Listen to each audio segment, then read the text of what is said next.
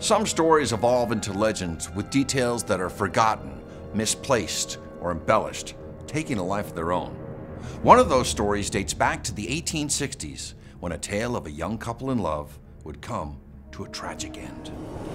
The American Civil War is raging, with hundreds of Confederate soldiers imprisoned within Fort Warren on Boston Harbor. According to legend, one prisoner, a young Lieutenant Andrew Lanier, had recently been married just weeks before his capture. Forced to live out his days in the corridor of dungeons, he was desperate to make contact with his beloved wife back home. Somehow he was able to send her a message, hoping that one day she would come to free him from his grim fate.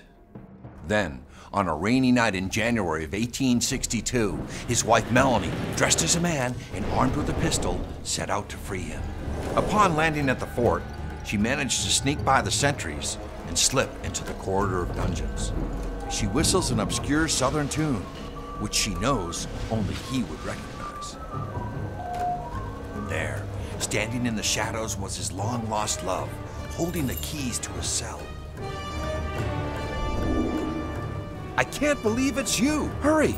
Time is of the essence!" The door swings open, and the two race down the hallway, but the commotion catches the attention of the guards, and Colonel Justin Dimick is sent to investigate. As the couple rounded the corner, they were confronted by the colonel. "Stop where you are!" A startled Melanie raises her gun and fires.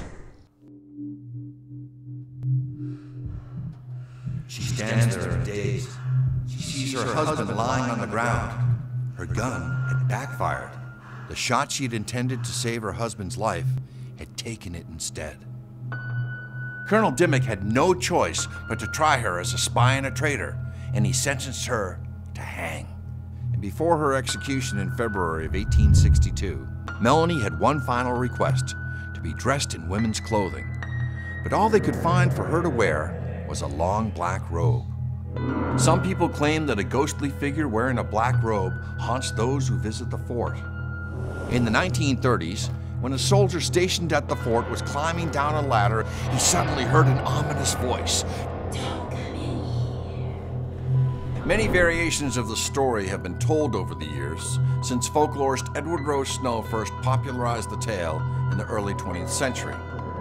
Whether you believe the account to be fact or fiction, no one can deny the lasting legacy of the Lady in Black.